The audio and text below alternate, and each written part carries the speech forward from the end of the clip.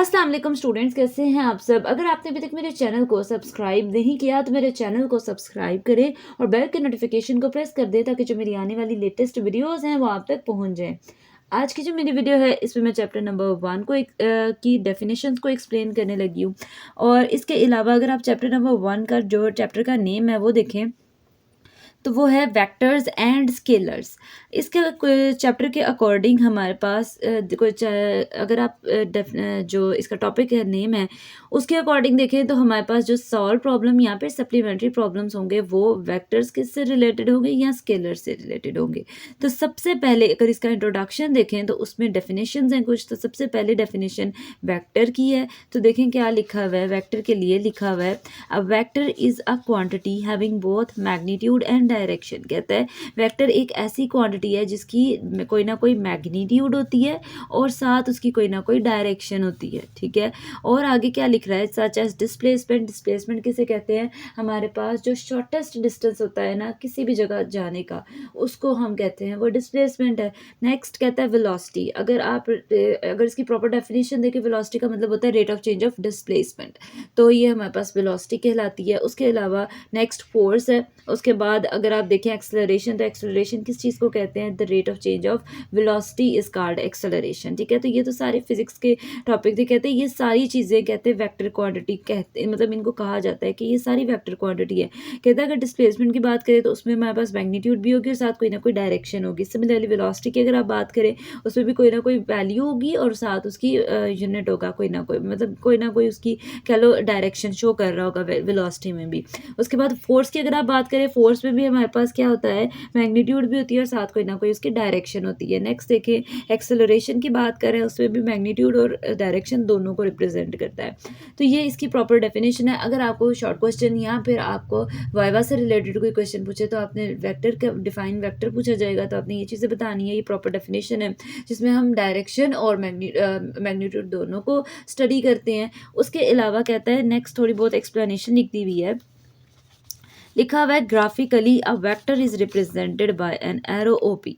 मैंने साइड पे एक एरो ड्रॉ किया है। वो कहता है कि अगर हम इसकी डायग्राम की फॉर्म में देखें, और आगे इसने बता दिया फिगर नंबर 1 ये फिगर है और इस फिगर के अकॉर्डिंग कहता है हम अगर देखें तो ये मेरे पास एक वेक्टर है, ठीक है। और ये ओ पी से रिप्रेजेंट किया है। स्टार्टिंग पॉइंट को ओ का नेम दे दिया और एंडिंग पॉइंट जो है जहाँ पे एरो है उसको हम कह देंगे पी। आगे कहता है इसको रिप्रेजेंट किया जाएगा, एक एरो है, एरो के अकॉर्डिंग। नेक्स्ट लिखा हुआ है डिफाइनिंग द डायरेक्शन, ये जो कि उसकी डायरेक्शन को रिप्रेजेंट कर रहा है। आगे लिखा हुआ है द मैग्नीट्यूड ऑफ। नेक्स्ट अगर आप देखें तो the magnitude of the vector being indicated by the length of the arrow. कहता है कि ये इंडिकेट शो करता है उसकी एरो की जो डायरेक्शन है उस पे। The tail end O of the arrow is called the origin और initial point of the vector. कहता है हमारे पास जो स्टार्टिंग पॉइंट है, ठीक है, उसको या तो ओरिजिन कहा जाएगा या फिर अगर आप देखें तो उसको कहा जाता है इनिशियल पॉइंट। जैसे यहाँ पे ये है तो कहता है ओ जो मेरे पास है वो ओरिजिन है या फिर क्या है, इसको अगर आप देखें तो ये है initial point of the vector, ठीक है। उसके मतलब दो तरह से उसको नेम्स दे दिए मैं उस चीज़ को। कहता है and the head P is called the terminal point और टर्माइनस, ठीक है। कहते हैं या तो टर्मिनल पॉइंट कहा जाएगा या फिर टर्माइनस कहा जाएगा, ठीक है। ये भी दो नेम्स इसको रिप्रेजेंट कर रहे हैं जिस साइड पे एरो को शो कर रहा है। तो यहाँ पे अगर आप देखें तो ये मेरे पास एरो इस तरह से है पी वाले पॉइंट पे, तो वो क्या कह रहा है, इसको टर्मिनल पॉइंट कहा जाएगा, या अगर इसका आप दूसरा नेम देखें तो वो है टर्माइनस। नेक्स्ट देखिए अगर आप लोगों की कहते हैं थोड़ी बहुत फर्दर कह ले एक्सप्लेनेशन अगेन लिखी हुई है। वो लिखा हुआ है एनालिटिकली।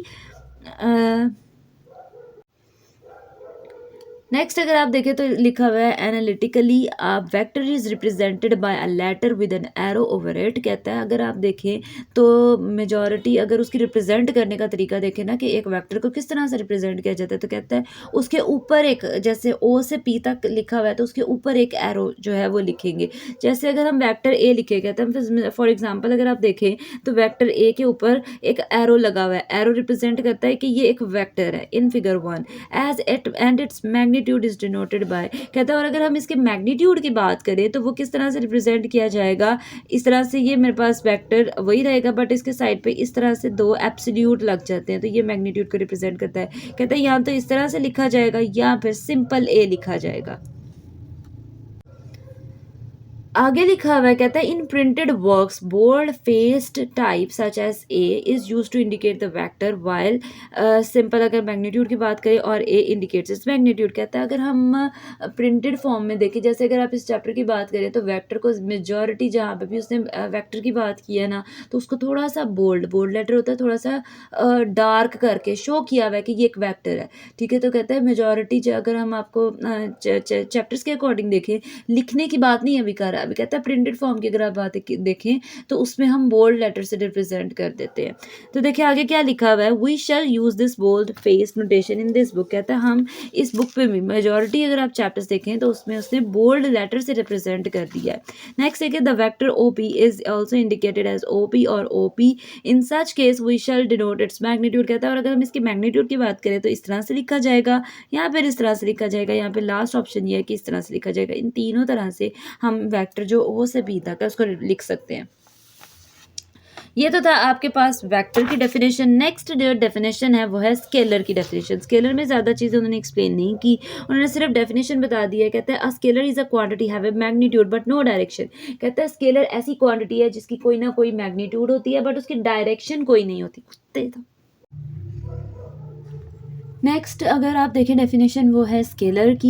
स्केलर की अगर डेफिनेशन देखें तो लिखा हुआ है a scalar is a quantity having magnitude but no direction. कहता है स्केलर एक ऐसी क्वांटिटी का नाम है जिसमें हमारे पास हमेशा हम मैग्नीट्यूड का जिक्र करते हैं लेकिन इसकी कोई भी डायरेक्शन नहीं होती। मतलब यह है कि ये कोई सा जैसे हो सकता है हमारे पास 9 है, ठीक है, 9 kg है, तो उसके अलावा उसकी डायरेक्शन कोई नहीं है। या फिर इसके अलावा अगर आप देखें 20 सेंटीमीटर है, या फिर अगर आप देखें टाइम के अकॉर्डिंग देख लें या टेम्परेचर के अकॉर्डिंग देख लें, तो वो कहते हैं कि ये सारी जो है जो क्वांटिटीज़ हैं वो क्या है, स्केलर क्वांटिटीज़ हैं। आगे उसने लिखा हुआ है फॉर एग्जांपल मैस है, लेंथ है, टाइम है, टेम्परेचर है। कहता है और कोई सा रियल नंबर जैसे 1 हो सकता है, 2 हो सकता है, -1 हो सकता है, -2 हो सकता है।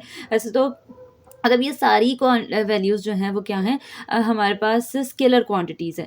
ठीक है, स्केलर क्वांटिटी है या स्केलर है। अब आगे लिखा हुआ है scalars are indicated by letters in ordinary type as in elementary algebra.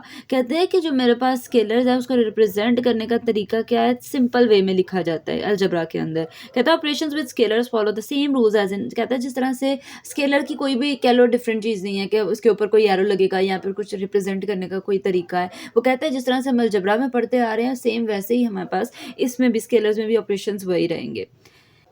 ये दीजिए आज की मेरी वीडियो। होपफुली आपको मेरी वीडियो अच्छी लगी होगी। अगर आपको मेरी वीडियो अच्छी लगे तो वीडियो को लाइक करें और सब्सक्राइब करना मत भूलिएगा। तो इंशाल्लाह जो नेक्स्ट वीडियो होगी वो फर्दर डेफिनेशन से रिलेटेड होगी। तो तब तक के लिए अल्लाह हाफिज़।